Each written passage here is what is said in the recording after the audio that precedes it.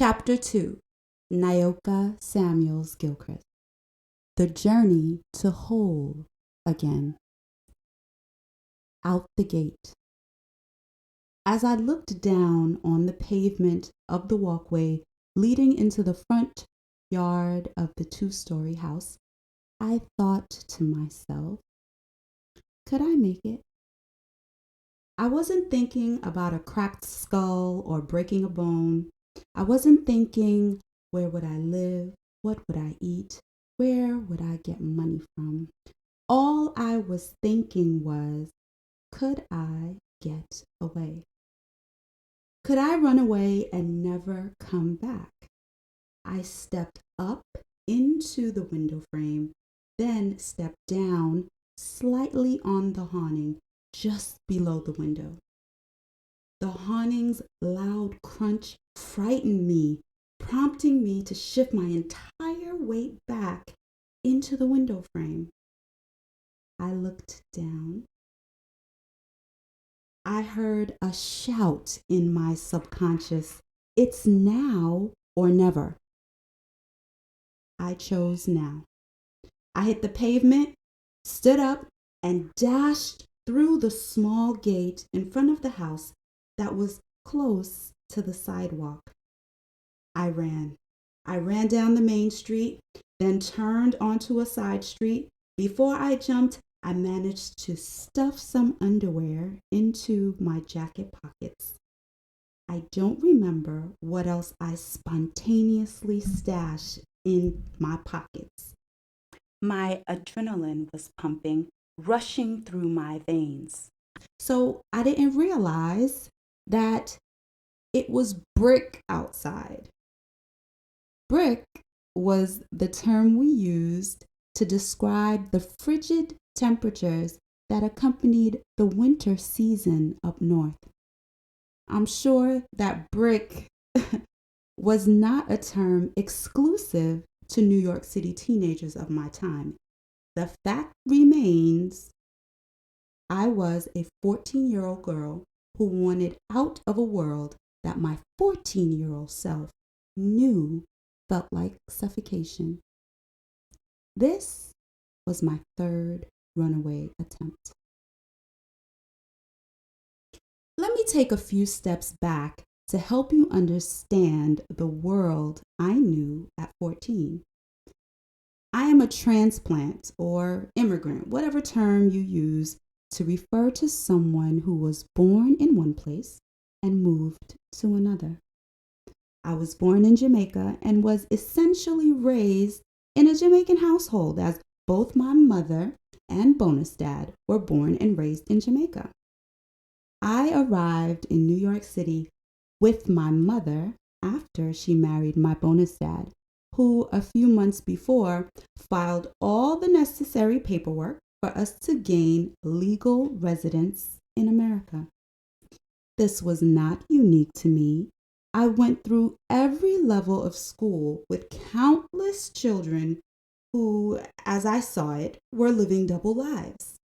The apartment building doors, adorned with peepholes, single-cylinder locks, and Jimmy-proof deadbolts, concealed homes belonging to parents who were raised abroad. In the post-war economy after World War II in 1941, immigration to the United States increased as almost 50,000 people from the Caribbean, both Black and white, were looking for opportunities to create a new life crafted in the American dream. Caribbean people came to work on Florida's sugar plantations and other farms across the U.S., eventually being infused into other sectors of the nation's economy. Between 1941 and 1950, over 40,000 people came in from the Bahamas, Dominica, Jamaica, Barbados, St. Vincent, and St. Lucia, providing labor in 1,500 localities in 36 states. Across the U.S., there was an influx of people from the Caribbean, most notably Puerto Rico.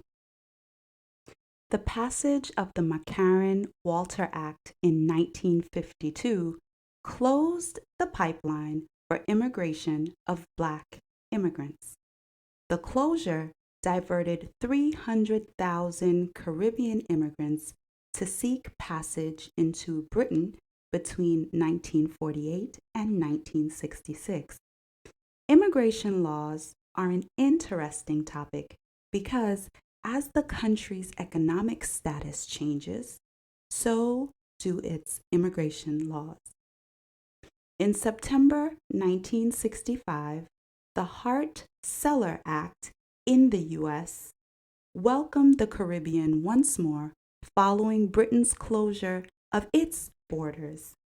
My family is a great reflection of the impact of immigration laws, as some of my uncles traveled to England when it was easier to migrate there, while others traveled to the U.S. when the borders were friendlier.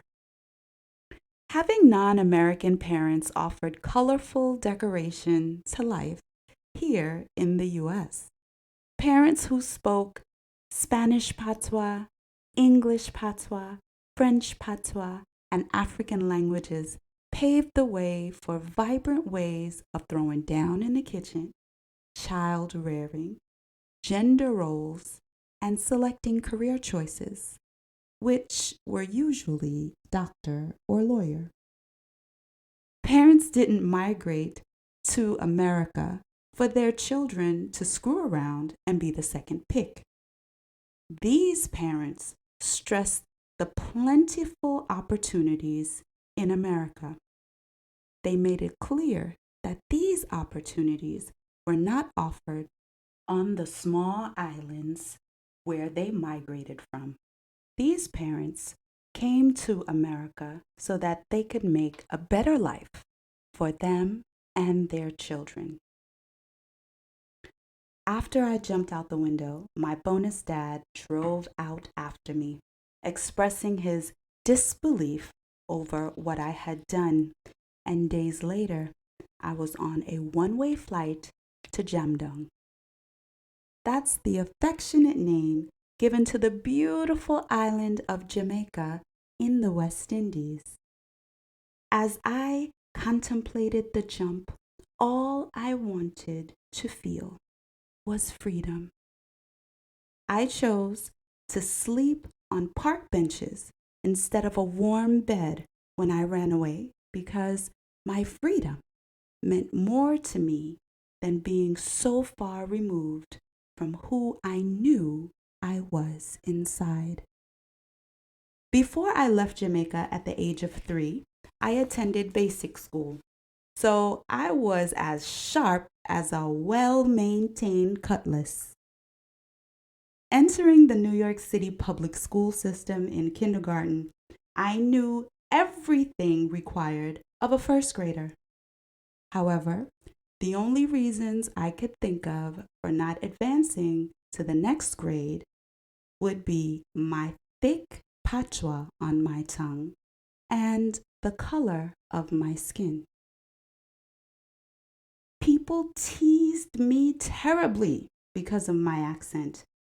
People referred to me as an African booty scratcher, among a plethora of other degrading and disparaging names that my subconscious struggles to recall.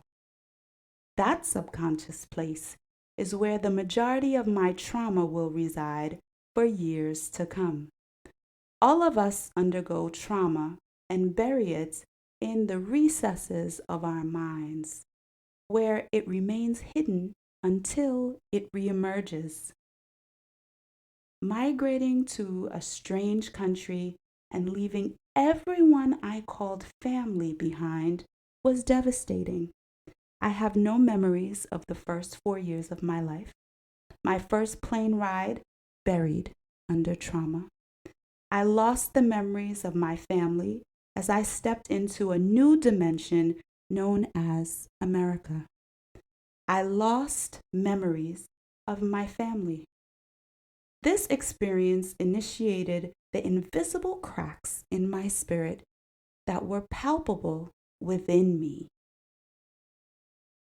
There's no money for that, or it's hard to get into, were the comments that would discourage me from what my parents thought were unacceptable pursuits in life. I settled on the sciences because they always intrigued me, but there were other twinkles in my eyes. I wrote songs and filled books with sketches of girls dressed in every style I could imagine. In my reflection, my writing and art were connected to remembering that life's potential possibilities are unlimited. My mom would always take my sister and me to what we called cultural events. On any given weekend, we would be out and about visiting Harlem, the Bronx, downtown Manhattan, Brooklyn, Queens, wherever the culture was being held, we were there. Concerts, shopping centers, parades, protests, and lectures advertised on WLIB, the sister station to WBLS, which was on the FM band, guided our adventures. The Jacob Javits Convention Center hosted Black Expo in New York City during the 1900s. Everywhere I looked at the Black Expo, I saw Black people doing, saying, and wearing African things. African dances and drum rhythms awakened something inside of me that was asleep. The performers took the stage and my soul caught fire. I wanted to jump up, go out there, and dance with the performers. I believe that even though my mother exposed her children to the arts, she wasn't ready to fully embrace our artistic side.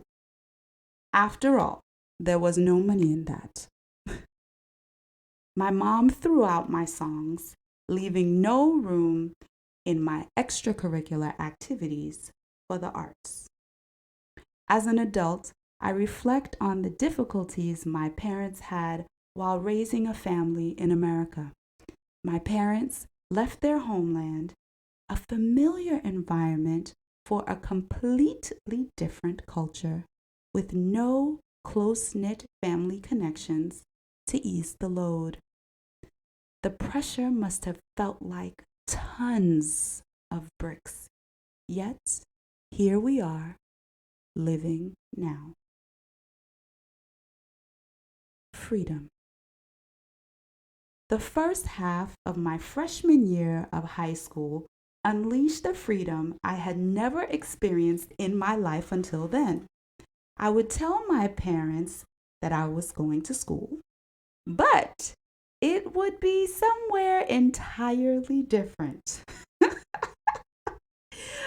What I thought was freedom turned out to be where I learned how naive I was about people and their intentions.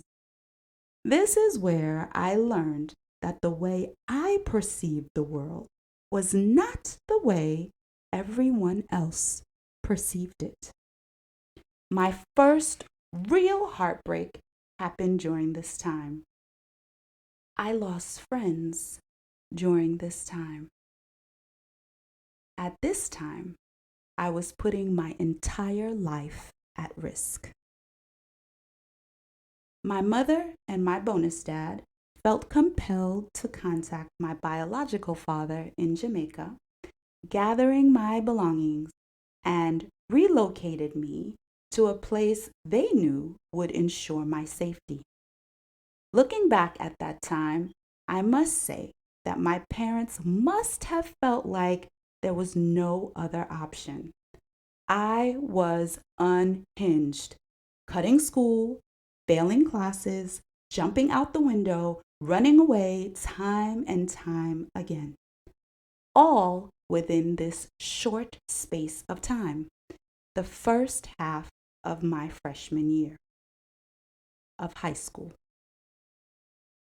Although my mother repeatedly stated that sending me to Jamaica was punishment, it was the place where my spirit began the healing process of fusing together my fragments. The warmth of my immediate and extended family soothed my soul. It was like cocoa butter on dry skin, quenching the desire for true community.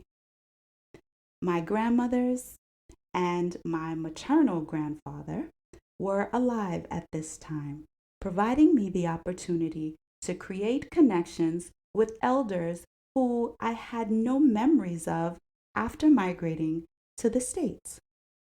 I remember when I was 7 years old, we got the call that my paternal grandfather had transitioned into spirit. I did not remember him because of the migration trauma. However, tears rolled down my face for him. When I was sent back to Jamaica, connecting with my grandparents filled a gap that my spirit needed to remember. My spirit needed to remember who I came from, where my roots were. That source of empowerment provided turbo boosters for my healing journey. What I found challenging was the transition from the American school system to the British school system in Jamaica. First, there was the commute. Not only did my sister and I have to travel from Linstead St. Catherine to Kingston every day to attend Holy Childhood High School, but during the season when the shortest way to Kingston was unavailable due to rain and floods, we had to do one of two things. We either braved the longer travel across the mountain or boarded with extended family in Kingston. Next, the challenging and exhausting road to academic success in Jamaica was another major adjustment. The grading scale was more stringent. So, where I thought I was an A student in the US, I was a C student in Jamaica. Heading into fifth form, which would be a sophomore year in high school in the United States, I selected the science track and began studying chemistry, food and nutrition, and mathematics, all things science, because that is what I loved, and I wanted to become a medical doctor. After finishing that portion of my schooling in Jamaica, I decided medical school was not for me. It's interesting to note that I wasn't the only child to receive a one-way ticket to Jamaica. Holy Childhood labeled a group of us as defiant, and we were sent to Jamaica for rehabilitation. Some of us came from Canada, some from the United States. After talking with some of the girls, I realized that some were escaping circumstances like criminal charges and abusive situations, while the rest of us were just so confused about where we fit into the world that we were depressed. All our guardians thought that Jamaica would fix things and fix us somehow like a magic wand. Living in Jamaica for a year and a half began the grounding of my spirit, which I could not understand then, but fully understand now. That grounding abruptly ended just like it abruptly began. One day, my mother called my father and told him it was time for me to come back to the States. No negotiation. I vaguely remember my father trying his best to talk to my mother about allowing me to complete high school in Jamaica. I was devastated. The family was devastated. My friends were heartbroken. I even lied and said my passport was lost so I wouldn't have to go back to America. That didn't work. I said my goodbyes to my family and dear friends that I created a meaningful life with and traveled back to the Bronx to finish up high school at DeWitt Clinton. My spirit shattered again into pieces in new places, different from where the healing had taken place. Upside down. After experiencing a life of freedom, returning to a life that felt like captivity made my spirit a raging fire. I wanted my freedom again, the freedom that allowed me to frolic, unmasked and raw. I could truly identify with Maya Angelou's book, I Know Why the Caged Bird Sings. My spirit was screaming to define itself, but everywhere I looked, I was being boxed in. I was being categorized. DeWitt Clinton High School accepted me as an honor student. Upon returning from Jamaica, I reviewed my transcripts with my high school counselor, which resulted in my placement in Macy's honors classes. My honors friends talked negatively, saying I thought I was better than them. My friends couldn't see that I earned my place and I was striving for a greater opportunity. I participated in the college application process with another high school guidance counselor who informed me that I didn't meet the requirements for the colleges to which other Macy honors students were applying. My mother and bonus dad called a family meeting to inform me that because of my behavior, they did not trust me to go away to college. The other reason was they didn't want to take financial responsibility for my potential failure. Do you hear the loud cracks in my spirit happening again? My raging internal fire refused to accept that I could not do what I wanted to do, which was leaving New York City, attend college, and have new experiences in different places. I had been awarded a partial scholarship to attend Fisk University's pre-pharmacy program, but my parents ruled against my attendance. I knew thriving in a different place was possible. In my mind, I just left paradise and wanted to find it again, even if it was not in the same location.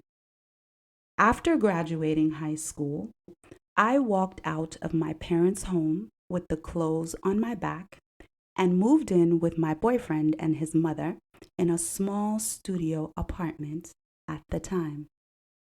If you know Caribbean culture, you know this is a huge disgrace. What came after moving out of my parents' home was the beginning of opening myself spiritually in a way I had never encountered before. I connected with creating a sacred space, a space where I used the energy of water, light, earth, and air to connect with the divine energy nestled inside of every single human being, called by many different names, but still the same. I know now that living in Jamaica heightened my senses and brought me to this threshold of divinity. I knew intuitively I was not staying in the Bronx. I just couldn't see how. One day, while working at McDonald's, a stranger walked into the establishment and announced that she could connect me to my biological father. That connection allowed me to travel to South Florida to reconnect with my father and make the decision to transfer from Bronx Community College to Florida Atlantic University in Boca Raton, Florida, to pursue pharmacy. Inside out. Well, if I thought I had freedom in high school, college was wild. Yes, I had my dad close by. Yes, my mother's sister, my sweet auntie, kept a watchful eye on me. But I was 19 years old and charting my course in a world based on so many unfounded thoughts, feelings, and social constructs that were neither the truth nor a lie, just perspectives that did not belong to me. I was there somewhere, but buried under all of the noise of other people. College can swallow up young girls like me, and it almost swallowed me up as I accumulated more cracks in my spirit inflicted by heartbreaking relationships resulting from my naive perspectives. More than 5.3 million students, or 28% of all students enrolled in U.S. colleges and universities in 2018 were from immigrant families. In 2000, 1.4 million students were first-generation immigrants. Those students were born in another country and migrated to the United States. In 2021, 33.8% of foreign-born residents aged 25 and older had obtained a bachelor's degree or higher, with 13% of immigrants from Mexico, Central America, and the Caribbean. Years later, I worked with first-generation immigrant students who went off to college as intelligent, goal-driven human beings and came back diagnosed with mental illnesses, only a fraction of themselves. Their parents brought them to Wawa Aba Wellness Corporation for spiritual counsel because of the horrors they experienced while away at colleges and universities. Molested, raped, and violently abused, these young children were only a shell of themselves before college. The Post-Secondary National Policy Institute identifies the student immigrant population-specific considerations for success as the age of migration, language, and legal documentation. In my opinion, these considerations only scratch the surface.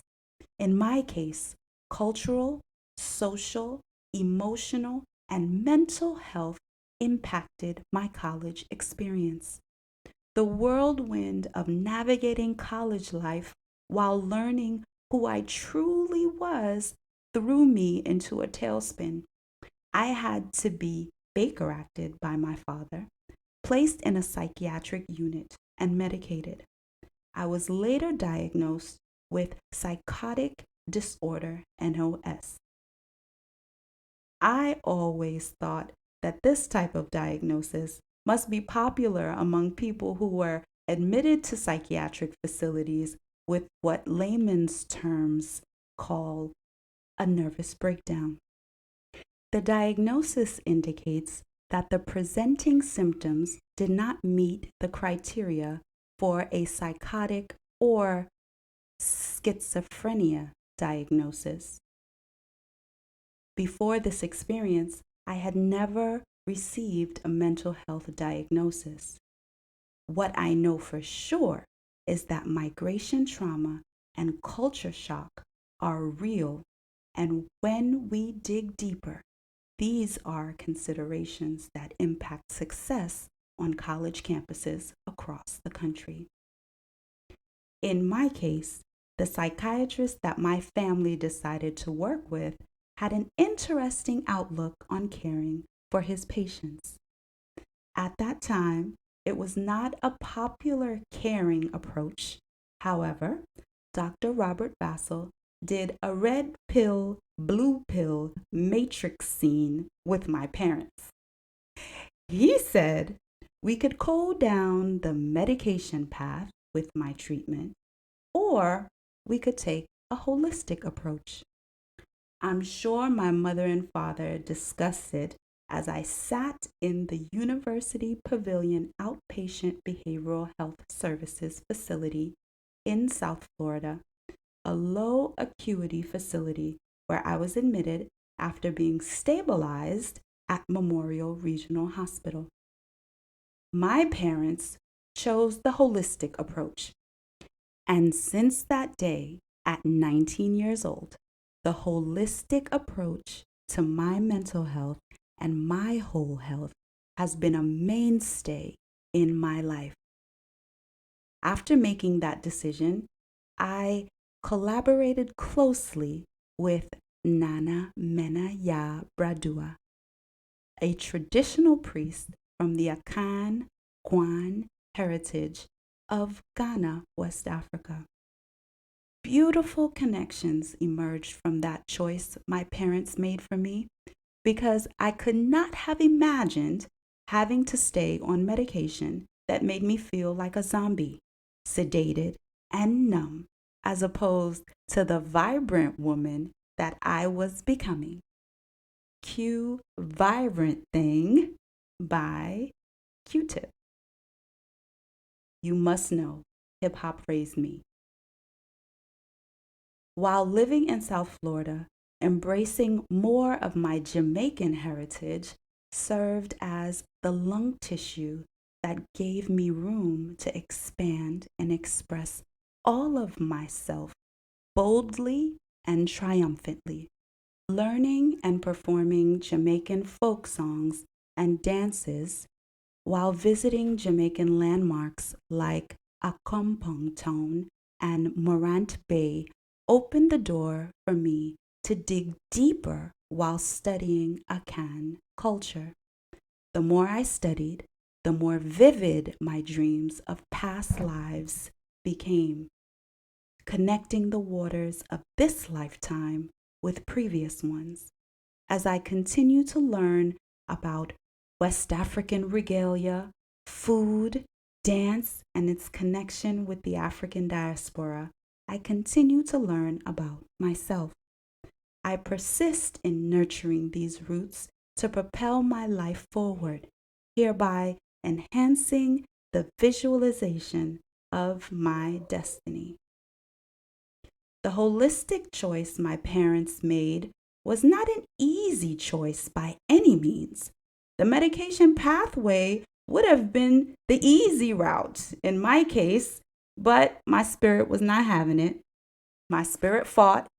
My spirit was like a raging wildfire, burning everything down, ashes to the ground, so I could have fertile soil to grow in, fertile soil to create healing conversations with my family about how we could work together to place my shattered spirit back into the frame of my body. Fertile soil to complete my studies as a graduate of Florida Atlantic University with a degree in psychobiology, fertile soil to meet my husband and grow a family in love and understanding. Fertile soil to return to school, get a nursing degree, pass my NCLEX exam, and stand at the same nurse's station where I was admitted as a patient diagnosed with psychotic disorder, NOS. Fertile soil allowed me to care for over 20,000 people within my nursing practice and spiritual practice combined. After I decided to return to school to study to be a nurse, my mother asked me about my mental health history and how it would affect my application to nursing school. The thought did not cross my mind, and the question did not present itself on any of my applications. The question did, however, whisper to my subconscious, a reminder that my mental health past should be kept a secret. And it has been a very private matter because of the mental health stigma until now. On one of my many night shifts as a psych nurse, I returned to the unit I was locked inside of as a patient so many years ago. I returned to moments from my past that I held so protected in my heart. I felt like I was in a movie that night. The nurse's station and the unit were empty, with no staff or patients in sight. The lights were dim, and the unit seemed more disorganized and cluttered than I remembered. The goosebumps and tears were inevitable as I stood on the unit. I escaped the claws of being 19 years old. That was the closure that I needed. That was the scene that allowed me to move beyond limiting beliefs. The healing is never done when you have a life like mine. It's only consistent balancing and recalibrating until new ways of thinking and being in my wholeness are formed. Sometimes I backslide and I reach for the rituals that have maintained me for years. I return to the meditations that my spirit recites, the baths with intentional herbs, the time for self-reflection, the dances that free me, the music that inspires me, and the travels that feed my soul with the knowledge of nature are all parts of a beautiful reciprocation between myself and the larger community. They are all a part of ritual. When I forget, these are the habits that bring me right back to myself. Rituals that are unique to me and what my spirit needs. I have journeyed inward, and I know where my peace lies. I can access it whenever and wherever I please.